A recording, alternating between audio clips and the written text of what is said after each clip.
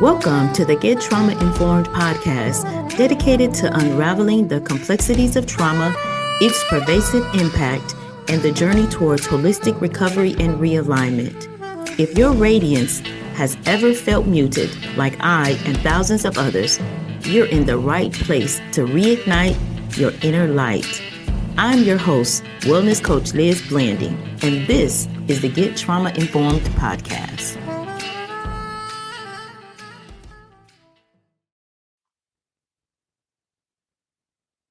Have you ever been in a relationship and realized you weren't truly ready for it? Maybe you wanted it to work. Maybe you loved the ideal of love, but something inside of you just couldn't settle. That something often is trauma. Welcome back to the Get Trauma Informed podcast. This week, I want to follow up on my recent amazing interview on WVTC Radio Detroit. My sister, your sister, and y'all, what a conversation that was. That conversation, it also sparked something powerful. And today, I want to take us deeper. Let's begin with the question, what is trauma? And let's talk about how it shows up in our relationships. Y'all, let's really talk about it. You don't mind if I get a little bit personal while we talk about how to have those hard conversations about our past in a way that feels safe and supported for both you and for your partner. See, trauma is not just the event that happened. Trauma is not just what happened to you.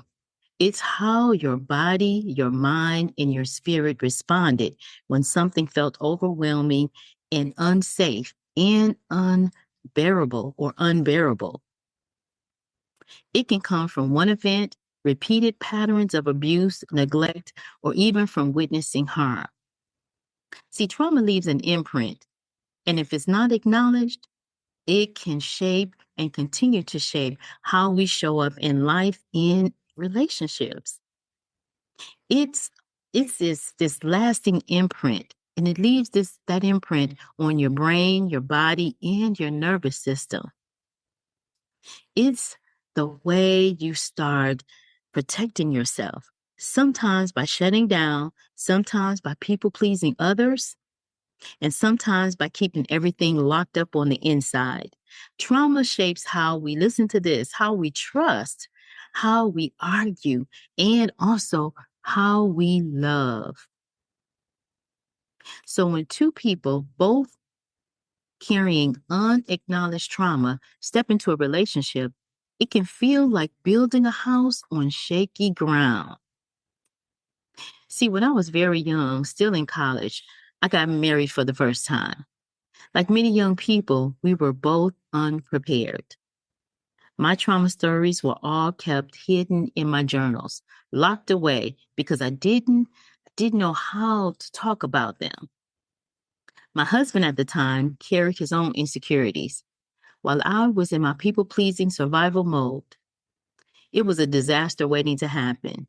See, one afternoon while I was in class, he decided to cut the locks off of my diaries and read every detail of my most private thoughts, my pain, and my past. That moment was the beginning of a downward spiral in our marriage. Because here's the truth. When trauma is hidden, when trust is broken, it's almost impossible to build a healthy relationship. We were two unhealthy people trying to create something whole, and it collapsed. See, that experience taught me something very important. Sharing your trauma matters, and how and when you do it is just as important. So, when is the right time to open up about your past trauma? There isn't a one size fits all answer, but here are some guidelines to help you discern. And remember, I always say make sure you have your dedicated notebook so that you can take notes, right? So, number one, timing matters. Don't share everything on the first date. Early on, we want to focus on building trust and building safety. The right time is when the relationship is moving from casual interest to deeper connection. Number two, start small. Begin with pieces of your story, not the whole book. You might say something like, there are parts of my past that shaped me, and when the time is right, I'd like to share them with you. Number 3, gauge their response. Step back and notice. Are they listening with care, asking thoughtful questions, holding space? Or are they judgmental, shaming, and dismissive? Your body will tell you how you feel. And remember, how you feel matters. And number 4, protect your energy. If the conversation leaves you feeling lighter, more seen, and more supported, that's a good sign. If you feel exposed, shamed, or blamed, that's a sign to pause, set some boundaries, and reevaluate. See, opening up about your trauma is not about dumping pain onto someone else. It's about creating connection through trust. It's about slowly inviting someone into your story while also protecting the parts of you that still need healing and recovery.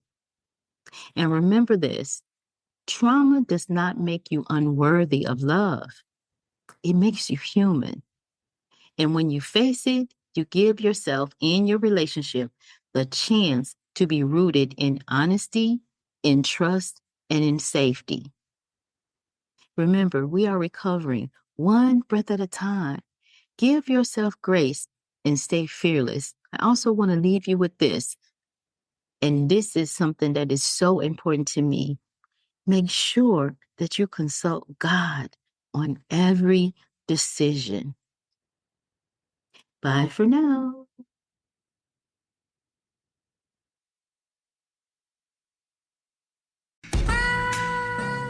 It's time to buckle up. No more suffering in silence. Our Power Pack journey to recovery and realignment starts now. Remember, you are collateral damage on someone else's warpath. Trauma is not your fault. Recovery, however, is your responsibility. I'm your host, Wellness Coach Liz Blanding, and this is the Get Trauma Informed podcast.